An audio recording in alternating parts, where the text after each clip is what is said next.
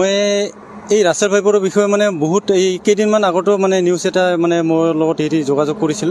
তেওঁৰ লগতো মই এইখিনি কথাই কৈছোঁ যে হয় আমি অতিকৈ মানে এনেকুৱা বিপদত পৰি আছোঁ মানে যে অতিকৈ সংকট আমাৰ ৰাইজ যে ইমান মানে যিকোনো গাঁৱে ভূঞে মানে অজগৰৰ বাচ্চা বুলি কয় ৰাইজে, কিন্তু আমি যেতিয়া আমি ৰেস্কিউ কৰিব যাওঁ তেতিয়া দেখা পাওঁ যে এইটো অজগৰৰ বাচ্চা নহয়, এইটো ৰাছেল ভাইপাৰ।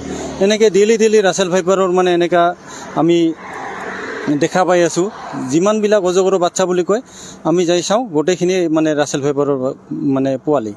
এই গতিকে আমি চৰকাৰক এটা মানে অনুৰোধ জনাব খুজিছোঁ যে বঙাইগাঁৱত যিহেতুকে আমাৰ মানে ভয় লগা দিন মানে এনেকুৱা আহিছে যে এটা আমাৰ বঙাইগাঁও জিলা প্ৰশাসনৰ ফালৰ পৰা যে কৃষি বিষয়া হওক বা যিকোনো অনুষ্ঠানবিলাকত যে ৰাছেল ভাইপাৰৰ বিষয়ে অলপমান সতৰ্কতা মানে এনেকুৱা এৱাৰনেছ মানে পাতিবলৈ মানে চৰকাৰক তথা আমি জিলা প্ৰশাসনক মই মোৰ ফালৰ পৰা অনুৰোধ জনাইছোঁ।